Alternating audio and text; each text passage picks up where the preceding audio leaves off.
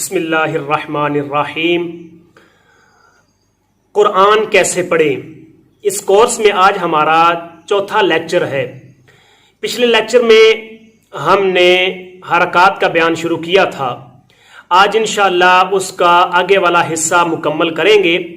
میری گزارش ہے کہ جو چینل پر پہلی مرتبہ آئے ہیں وہ چینل کو سبسکرائب کریں، ویڈیو پسند آئے تو لائک کریں، آگے شیئر کیا کریں، اس لیے کہ اگر آپ کے شیئر کرنے کی وجہ سے کوئی ایک بندہ بھی قرآن پاک پڑھنا شروع ہو گیا تو ہم دنیا سے چلے جائیں گے، لیکن اس کے قرآن پڑھنے کا جو اجر ہے، قرآن کو دیکھنے کا اجر ہے، قرآن کو چھونے کا اجر ہے، وہ جب تک قرآن کو چھوتا رہے گا، پڑھتا رہے گا، عمل کرتا رہے گا، دوسروں کو بتاتا رہے گا، اس کا اجر ہم مر جائیں گے ہماری قبر میں رب کائنات پہنچاتا رہے گا۔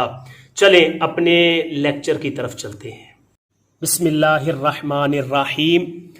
جی تو پچھلے لیکچر میں ہم نے حرکات کا بیان شروع کیا تھا، جس میں ہم نے زبر، زیر، پیش، کھڑی زبر، کھڑی زیر، الٹا پیش کے بارے میں پڑھا۔ امید ہے وہ آپ کو یاد ہو چکا ہوگا۔ آج ہم پڑھیں گے تشدید، جزم، تنوین اور مد کے بارے میں۔ سب سے پہلے ہمارے پاس ہے تشدید۔ تشدید کی نشانی یہ ہوتی ہے، یہ تین دندان والی یہ شد کی نشانی ہوتی ہے، اور جس حرف کے اوپر تشدید ہو اسے مشدد کہتے ہیں۔ اب دیکھنا یہ ہے کہ اس کو پڑھا کیسے جائے گا۔ اب مثال دیکھیں، جس حرف کے اوپر شد ہو یعنی تشدید ہو اس کو 2 مرتبہ ادا کیا جاتا ہے۔ ایک مرتبہ اپنے سے پہلے والے متحرک حرف سے مل کر، اور دوسری مرتبہ جس حرف کے اوپر تشدید ہو اس کو اس کی حرکت کے مطابق ذرا رک کر ادا کیا جاتا ہے۔ مثال کے طور پر پڑھیں گے کیسے؟ حمزہ زبر با، اب ایک مرتبہ ہم نے ملا دیا، دوسری مرتبہ اب اس کی حرکت کے مطابق سے پڑھیں گے، با زبر با۔ اب جب اس کی روانگی کے ساتھ اس کو پڑھیں گے تو تھوڑا سا با پر رکنا پڑے گا، جیسے ابا، ابا، ابا۔ اسی طرح اگر زیر ہو تو ابا، پیش ہو تو ابا۔ پورے حروف تہجی پر مشق کرتے چلے جائیں۔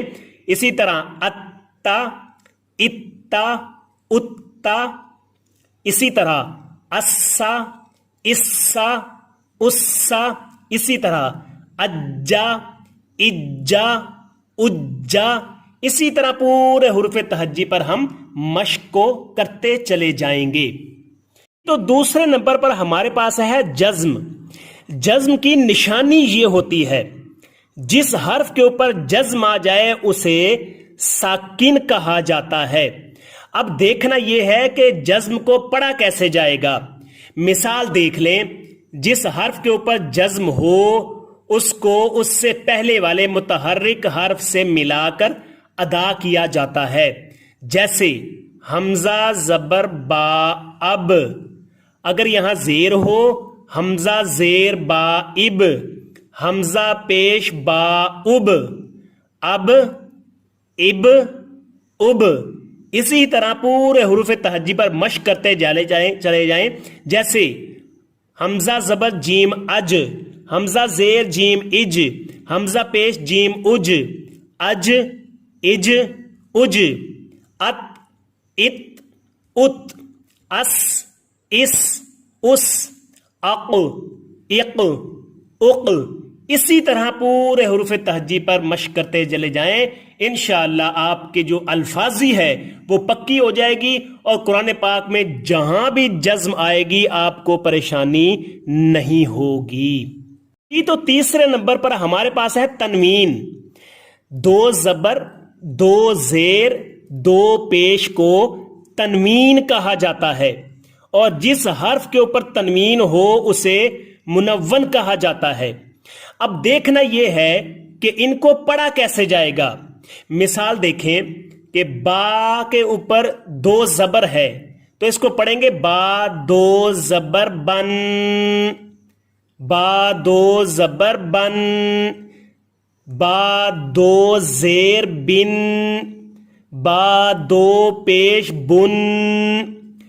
جو تنوین ہوتی ہے وہ نون ساکن ہوتا ہے۔ اب دیکھیں نون ساکن کی آواز دیکھیں، با زبر نون بن، بن۔ اسی طرح با دو زبر بن، با زیر نون بن، با دو زیر بن، با دو پیش بن، با پیش نون بن۔ تو تنوین کی جو آواز ہوتی ہے وہ نون ساکن ہوتا ہے۔ دو زبر کی، دو زیر کی، دو پیش کی آواز نون ساکن کی آواز کی طرح نکلے گی۔ جب بھی آپ دو زبر پڑھیں گے، دو زیر پڑھیں گے، دو پیش پڑھیں گے تو آخر پہ نون ساکن کی آواز نکلے گی تو آپ کا لفظ درست ہوگا۔ جیسے با دو زبر بن، با زبر نون بن، اب نون کے اوپر جزم ہے تو اس کی آواز بھی دو زبر کی طرح ہی ہے۔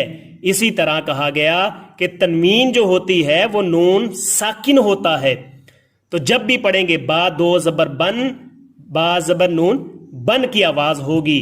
اسی طرح مشق کرتے چلے جائیں، سین دو زبر سن، قاف دو زبر قن، میم دو زبر من، با دو زبر بن۔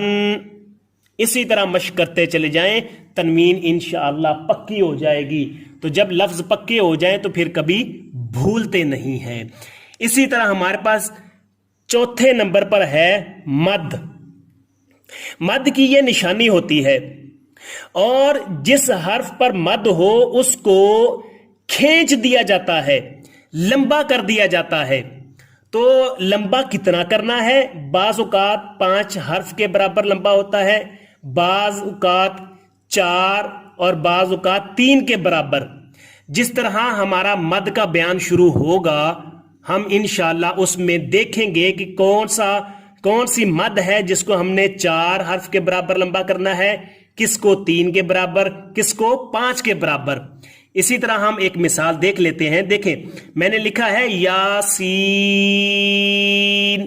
سین کو ہم نے کھینچ دیا۔ اسی طرح اگر ہم پڑھیں گے الف لام میم، تو انشاءاللہ جیسے ہی مد کا بیان شروع ہوگا ہم اس میں مد کی جو لمبائی ہے ہم انشاءاللہ اس کے بارے میں بھی جانیں گے۔ امید ہے آج کی ویڈیو آپ کو پسند آئی ہوگی۔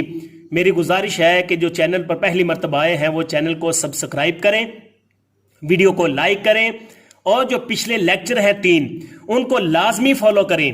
انشاءاللہ جب ان کو فالو کریں گے تو آپ کو ان 4 لیکچروں کی بڑی اچھی طرح سمجھ آ جائے گی، اور جس کو ان 4 لیکچر کی سمجھ آ گئی امید ہے کہ وہ 80% قرآن پاک کو درست پڑھنا شروع کر دے گا۔